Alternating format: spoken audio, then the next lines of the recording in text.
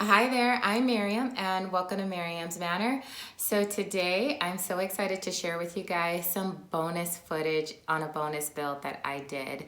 I received a request from a subscriber to build them a mountain and it is complete. So in this particular build, I'm doing a couple of things that you guys have never seen me do on my channel before, like a curved slope as well as a brown mountain. I usually always do the grays, but I do enjoy painting brown mountains, and you guys get to actually see that in this video for those of you who have wanted to do one and wanted to know what basically type of colors to use. So I hope you guys enjoy this extra footage. And Michelle Robinson, yes, Michelle, your mountain is ready. So email me your address and I will get this shipped right out to you. And so I hope you all enjoy and check it out and let me know what you think. Today I am going to show you how to make a small mountain if you have a small space for your village. So this base is 18 inches wide by 14¼ inches deep, and the front part of this base here is 3 inches tall right here. So I'm going to add platforms to this mountain that houses can sit on. So I will be putting these two pieces together here. And I will be adding a few more pieces of foam later, but this will be the main base for this mountain. So the first thing I'm going to do is draw some circles to run the light cords for the houses and get them cut out before I glue anything together. When you cut your holes, don't forget to check the hole from the bottom to make sure the opening is just as wide as it is up top. Sometimes the bottom can be a little bit more narrow and you might need to widen it from below. Next, I am taking a Sharpie marker and putting it through the holes that I just cut, and I'm scribbling on the top part of the styrofoam base so that I can line everything up so that I know where to cut my holes on the base part of this styrofoam.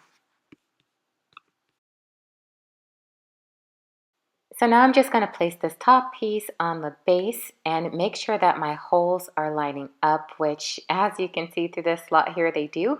So I'm going to go ahead and do the same thing on the other side.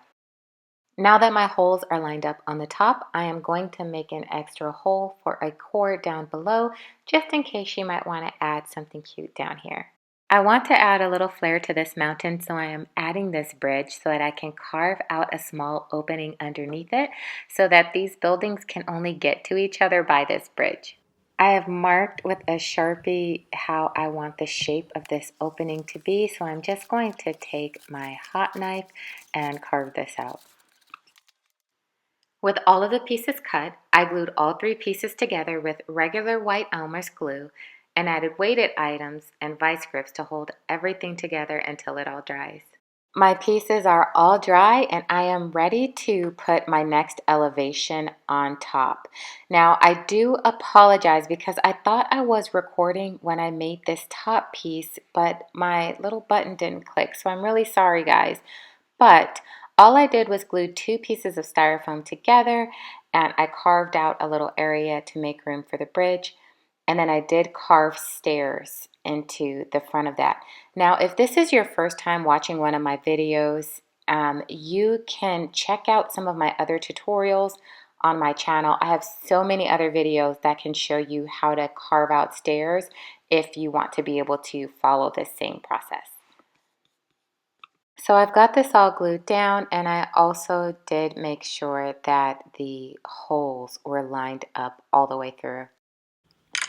And again, I do apologize because when I carved this mountain out, it was at the same time that I did that last elevation. So I lost footage from both of these carvings. However, all I did was take a flat sheet of styrofoam and carved out little mountain peaks.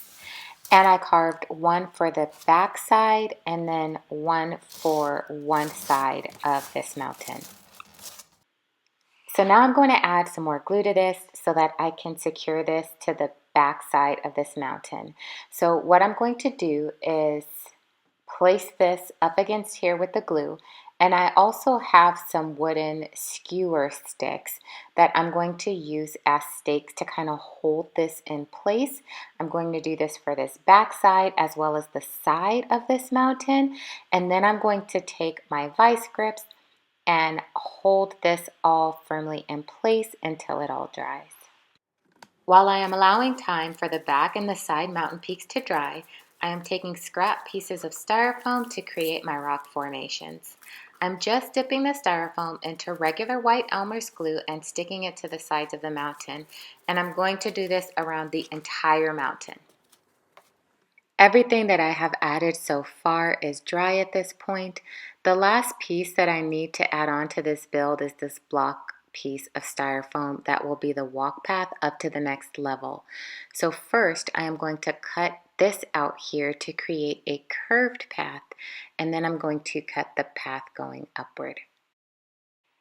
So for this part of the job, I'm going to use my hot wire foam factory sculpting tool. I love this tool because it gets really hot and the wire is really thin, so it cuts through very easily thick pieces of styrofoam. So now that I have carved out that little curved piece, I am going to carve this from the bottom up layer by layer. And I don't want to take too much off at a time and make a mistake, so I'm just going to carve it out in sections, and I'm going to keep placing it back on the mountain to check how the progress of my slope is and just slowly keep carving away at it.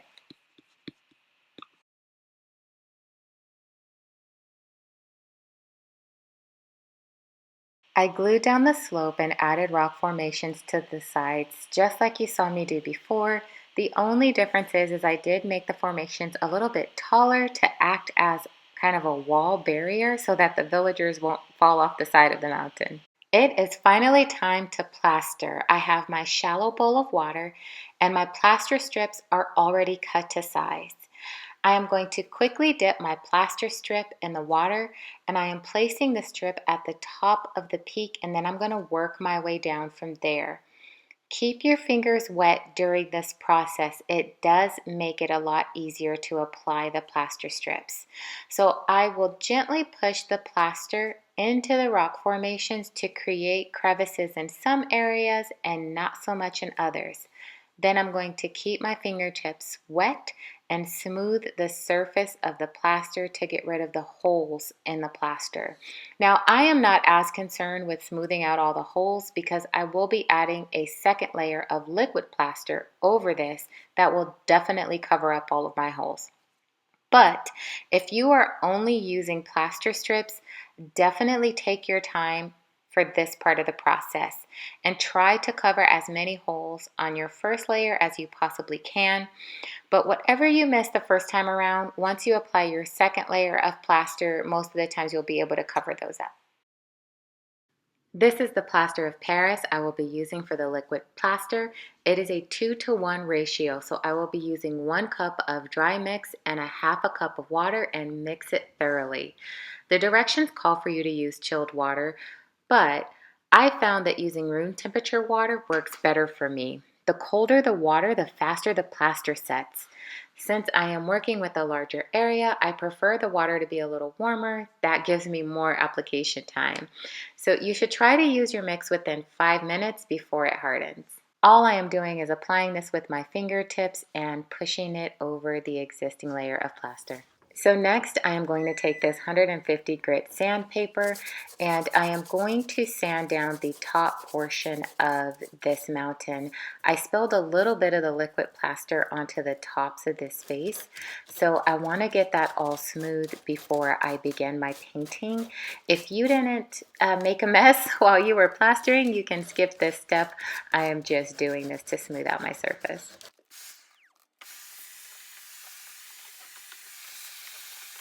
It is finally time to paint, and you guys know me, I am going to first start with a coat of black wash.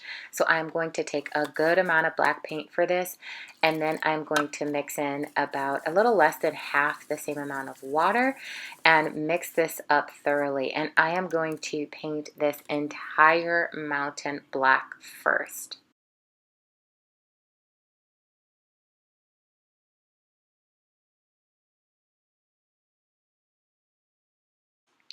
All right, so my black wash is all dry, and surprise you guys, I am actually doing a brown mountain for you if you didn't see that by the thumbnail already.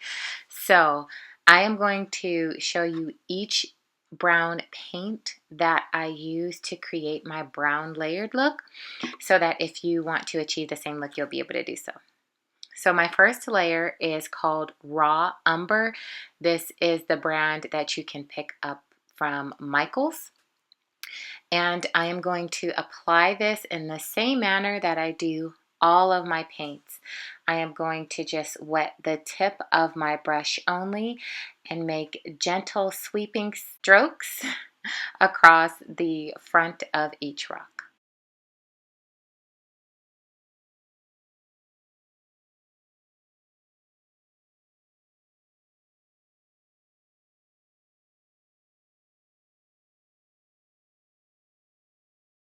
Okay, so the next layer of paint I am going to add is called Burnt Umber from the Apple Barrel brand that you can pick up at Walmart. And I am going to just apply this just like you saw me do the other layer.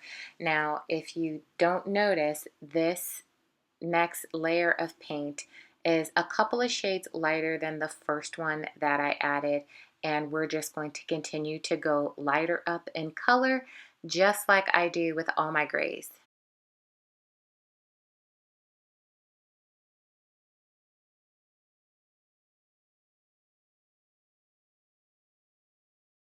This next paint is called Nutmeg. It is also from Apple Barrel, where you can find it at Walmart, and it is the last layer of full coverage brown we will be doing. Now you can see as I poured this in, it is significantly lighter than the prior two colors that I added. So this is going to give this some really nice tones with those deeper tones still underneath.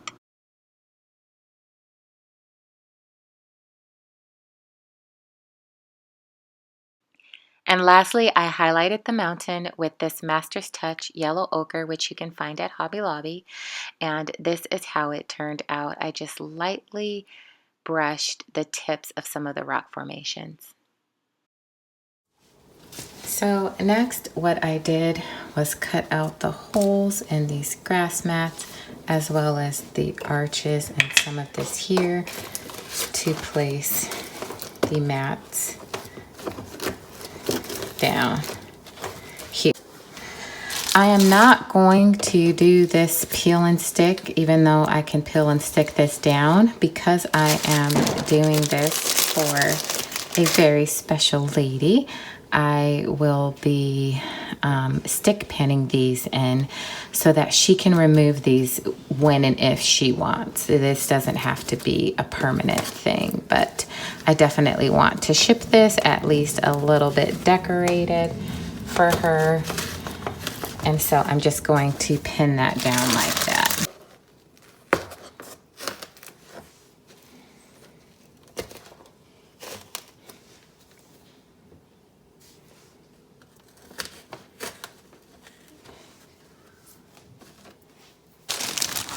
And to keep the edges clean, I am going to lay down some of this moss, just a little bit. So I have some glue here, and I'm just going to use just a little bit just on the edges here to take away the seams.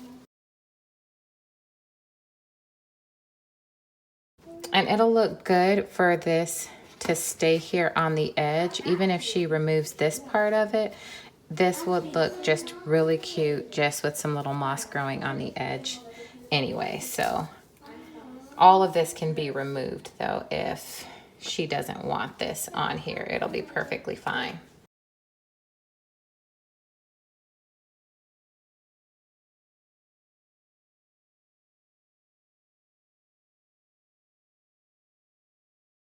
All right, and I'm gonna do the exact same thing on the other side.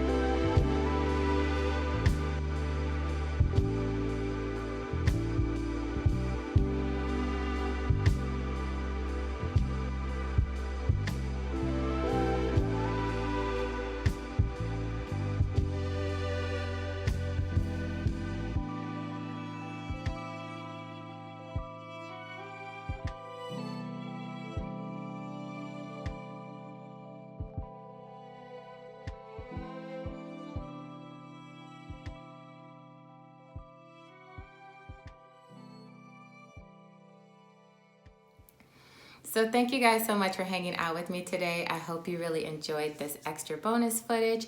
If you have any questions for me, please leave me a line in the comment section and I will get back with you.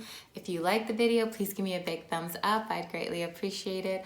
Also, don't forget to subscribe to the channel and click on that notification bell. You guys, I have a few videos coming up next week that I'm so super excited about. Might be my favorite build yet. So click on that bell so that you don't miss those. And until I see you again, stay safe. God bless you, and I hope to see you soon. Bye.